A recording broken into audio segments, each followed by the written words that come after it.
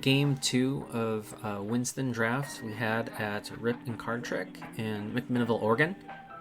And up top on the screen is Brenton, and on the bottom of the screen is Dominic. And I think they're just sorting out their... No, they already sorted out the mulligans. They're going to go ahead and start. Brenton plays a valley and passes. Dominic took a sight for turn draw. He's tapping for a troll bridge on home site. And turn 1 Sly Fox. I think, honestly, I think he played the troll bridge just so he could get the Sly Fox out turn 1. I think it would have been a stronger play to hold that and put the troll bridge in the center on turn 2. Getting the Sly Fox out turn 1 on your back row doesn't do you a ton of good just because there's nowhere for it to go. On the next turn, when you play a site, potentially it can move up, but it still can't attack in at that point. It looks like Brenton played a stream and then a wall of brambles, which is going to kind of prevent the Sly Fox from even getting in that way. Dominic plays a wildfire and then advances the Sly Fox up. And then for 2, he plays a Saracen Scout, which is a pretty good way of getting around that brambles early on. So that's pretty fortunate that he had that 2-drop in his hand.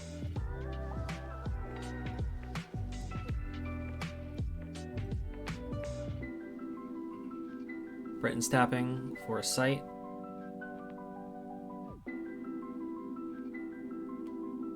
It's a Battling Brook.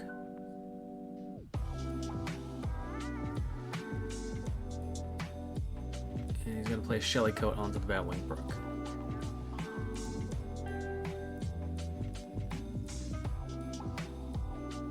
Babbling Brook, again, is going to disable everything nearby it until his next turn. That's going to prevent the Saracen Scout from attacking in on Dominic's turn here. He draws a spell for turn. And I don't know why he chose to tap that. Maybe he's anticipating moving. Or maybe he got confused and thought it was his avatar. He's playing a common village. He's paying 1 to create the foot soldier. And now he's tapping. Now he tapped his avatar.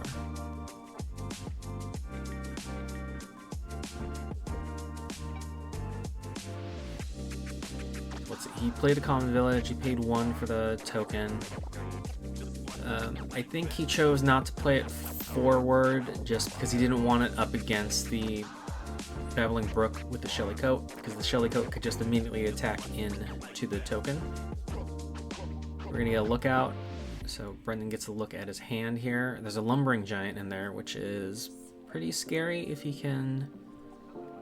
He's got a lot of scary things in that hand. He's got a Lumbering Giant, Guards, a Fomorian, all on the high end here. So he doesn't have a ton on his curve on the low end unless he can get a second fire threshold out. So the Shellycoat's going to attack in now to the Shellycoat. Shellycoat will survive because it takes 1 less damage from every damage source. And then Brendan's following that up with a Swindler Troop and a Thieving Magpie, and then giving the Thieving Magpie stealth. A pretty good turn. And he has a lot of board presence at this moment. But looks like Dominic drew into his second fire threshold for his 4th site and was able to play the Lumbering Giant, which is a big win for him.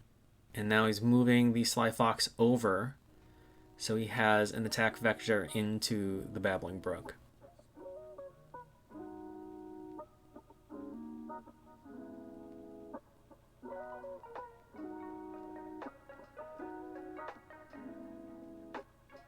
Brenton preparing his turn here.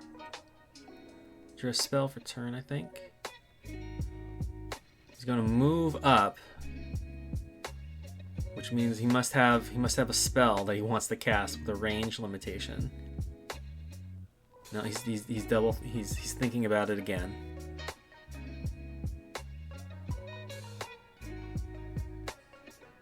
So he has a lot of pieces on the board, and I think he's thinking about like how is he going to deal with this lumbering giant right now, because it is a 4 power.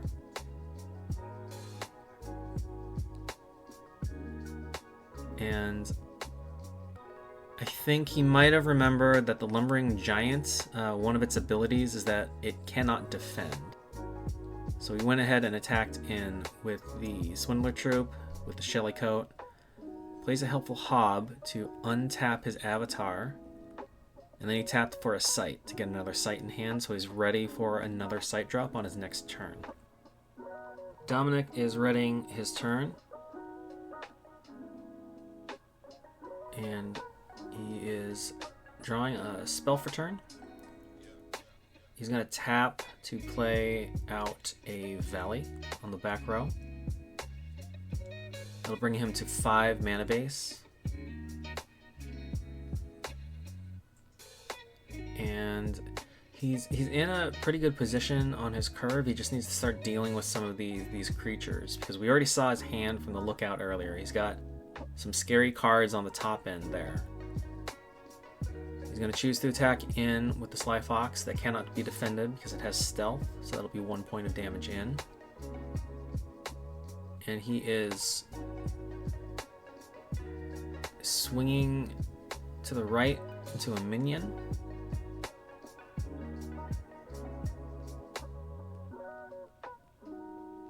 I think he was probably swinging in the Swindler Troop, and Brennan opted to defend with the Hob instead and just sacrifice the Hob.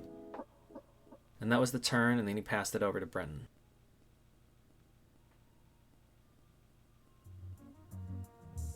So Dominic has a sight in hand, and he has guards. Next turn, he could hit the mana requirement to play it, and he could play guards with his avatar on the back row. It would generate 6 tokens. If he could find a way to wait a turn and be able to move up, he could potentially get 7 or 8 tokens. With a maximum of 9, it just depends on whether or not Brenton plays another site up into that, into the middle of the board there. Brenton attacked in with the Magpie for a point of damage, I believe, undefended. Or no, he just moved it because the stealth token is still on. And I think he's rethinking that, so he's going to take that back. And he's playing a tactical move.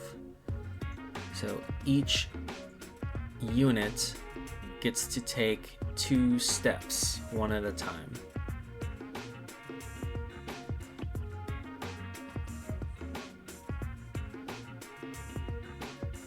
Thinking about how he's going to do that there. He's choosing to move the Spell Slinger forward. And he's moving the Swindler Troop and the Shelly Coat 2 steps over there. And he is moving the Thieving Magpie over to the home site. He's swinging in with the Swindler Troop and the Shelly Coat. And that'll be 5 points of damage.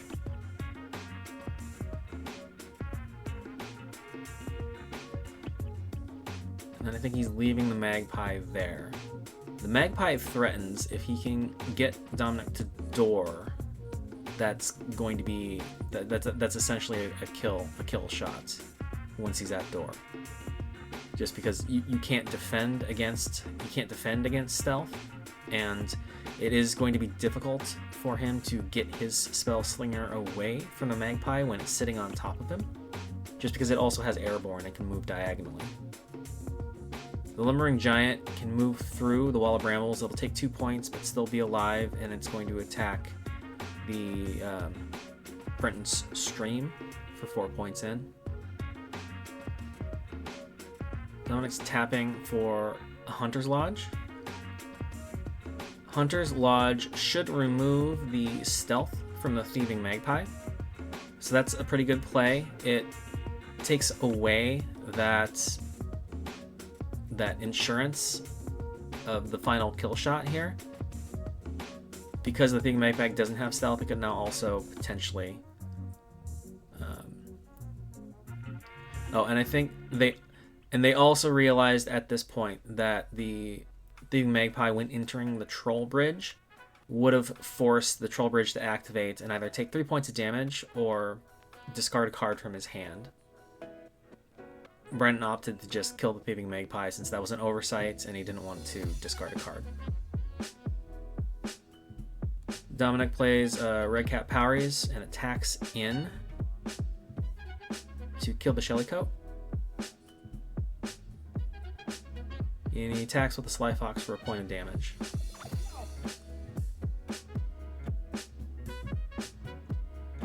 Brenton's going to start his turn. I think he drew a Field Laborer.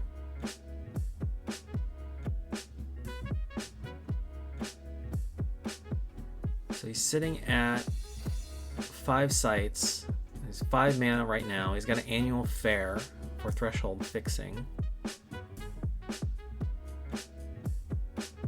And if he played out the Field Laborer, that would be an extra 2 mana on his next turn. And I don't know if he has a site in hand right now. It doesn't look like he does. He didn't, because he tapped for a site with his avatar.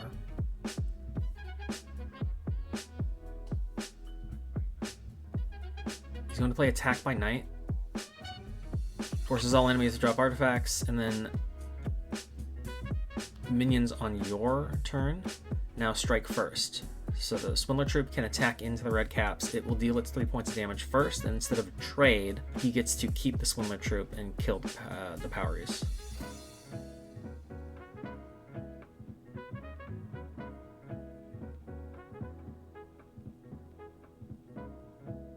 So there's some decent value there. Now the Swindler Troop is again uncontested on the bottom row and can continue to swing in for 3 points of damage a turn. Brenton does have to deal with the Lumbering Giant, which is a problem, and here come the foot soldiers from the guards. Like I said, Dominic moved up to take advantage of more sites within the nearby range, so he's going to get 8 tokens total, which is a lot of tokens and gives you a lot of possible options here. The ones further up can attack in for potential damage, and all of them are potential blockers if it comes to it. He's going to swing in with the Lumbering Giant for another 4 points, and he's going to swing with the Fox for another point.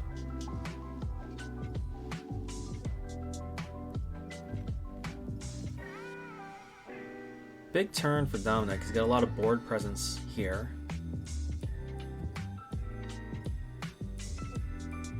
And again, like having those chump blockers on his back row with the Swindler Troop will prevent that 3 points of damage a turn from being able to go in.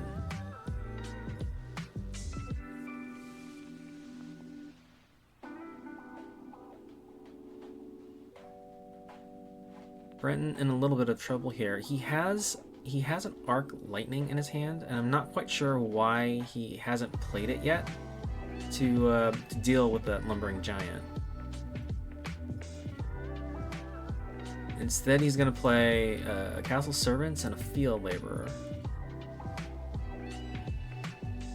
and then pass turn. He might be thinking that he doesn't have the double threshold, the double air threshold for Arc Lightning, but maybe he has forgotten that Annual Fair is in play, and that would allow him to get the threshold required to cast that.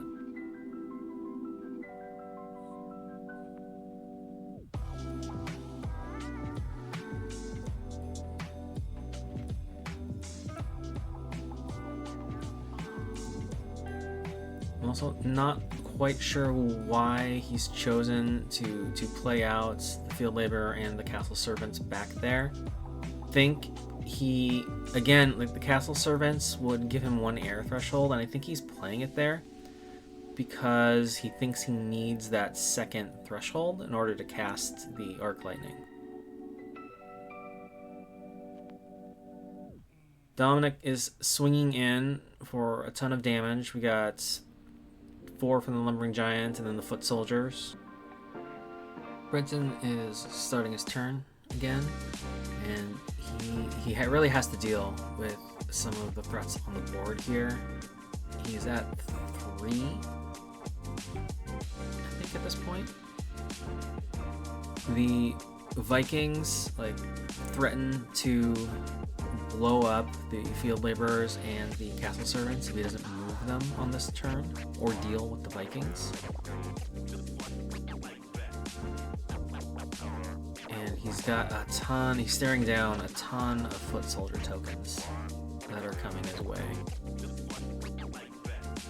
So he plays out a Mester Store Worm.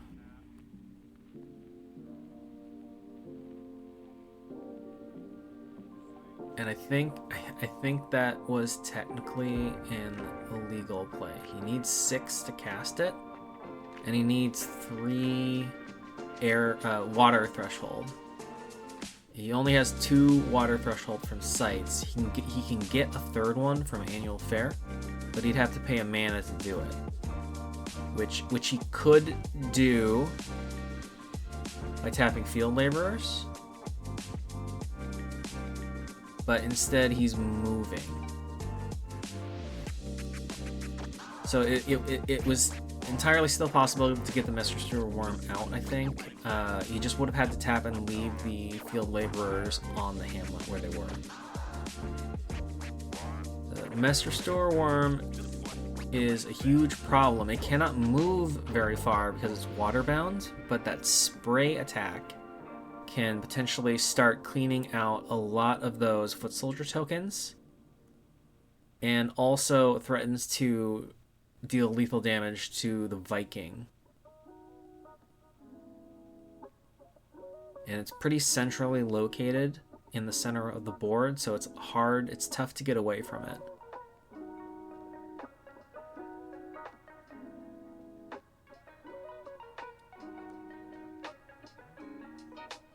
He can't escape going to door, though, unfortunately.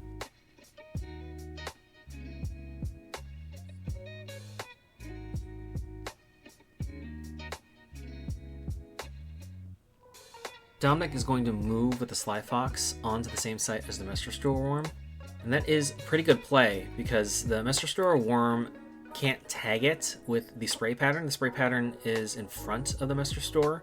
It doesn't start or encompass the point of origin that the worm is on.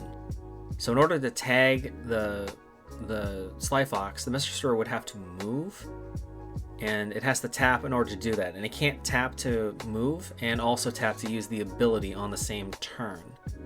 The Sly Fox, because it has stealth, can attack in undefended for a final point of damage to the avatar, which puts Brenton in a tough spot. He needs to be able to defend or kill the Sly Fox in some way. And this site is jammed up, as you can see. It's got the Mester Store. It has the field laborer, which I think should still be on that previous site, technically. The castle servants, Sly Fox is tapped. He is surrounded by foot soldier tokens and the Viking. And he's, I think, just trying to untangle what the board state is right now. He's asking for clarification on how lethal damage works. It sounds like he was hoping that lethal damage would work on avatars, which it does not. That's just not how the rules work. You can't one-shot an avatar just because something has dealt lethal damage to it. You still have to get them to death's door, and then you still have to do a final point of damage for the kill. So looking at the board here, he has a couple blockers and the Messer Store, so he could clear out some things with that spray pattern on the Messer Store. The problem is still the Sly Fox, and also that he doesn't have enough blockers to block every threat that's going to come in from all sides here.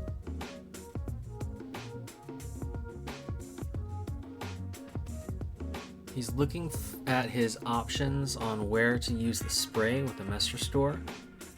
I think the best value would be to spray toward the Viking to get the to tag the Viking and the Lumbering Giant. But that's still going to leave a lot of foot soldier tokens available for defense. Instead, he opts to spray towards the enemy avatar, deal a point of damage to that, kill one of the foot soldier tokens, and then move his avatar directly on top of Dominic's. So they're occupying the same site now. I think that the problem is still going to be that Sly Fox with stealth. He plays another Castle Servants for a defender. But I mean, the other problem here is that the Viking is still on that site and could tap to deal 2 points and clear out anything with 2 power on the next turn.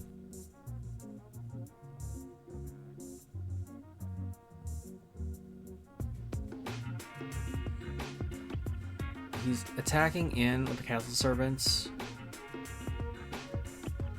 He's going to arc lightning to door.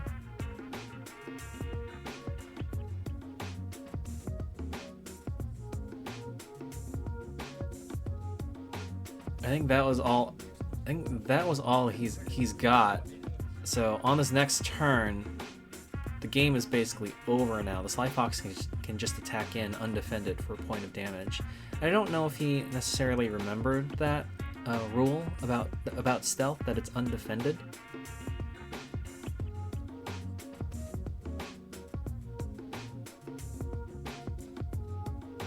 I'm not sure if either of them.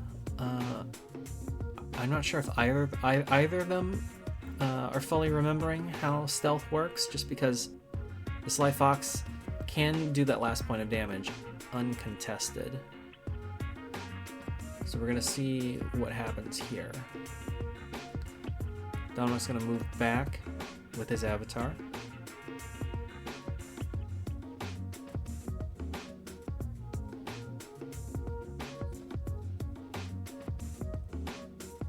He's choosing to move with the Sly Fox. Again, like I was saying, like with the Viking, the Viking can tap to deal 2 points of damage to every unit on an adjacent site, so that'll help clear out the minions on that site.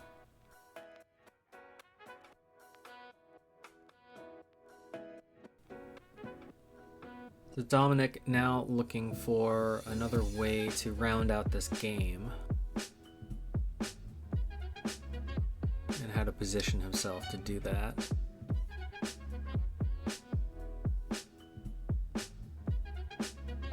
He still has the Lumbering Giant up there. Even if I had forgotten about the Sly Fox, I would still move the Lumbering Giant so it doesn't make a 2-for-1 target with the Viking on the Messer Store's next turn.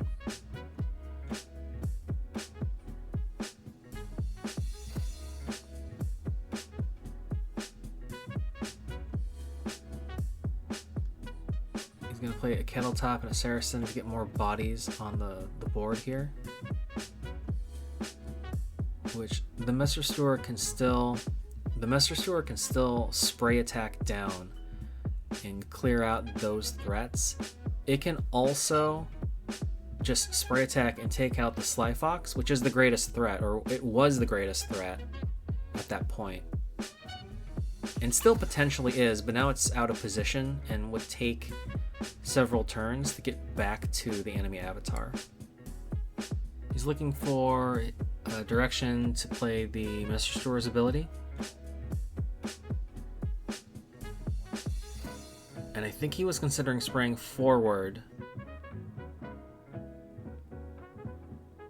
Oh no, he's spraying towards the Viking. Yeah, so that's gonna clear out those 3 minions. Oh wait, I think he is now realizing that the spray pattern would also tag.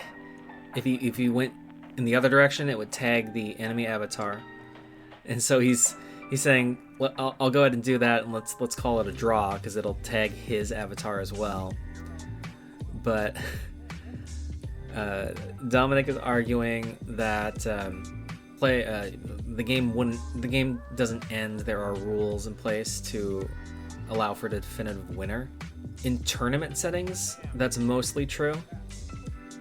Most tournaments just decide that you would keep playing the game until there was a definitive win.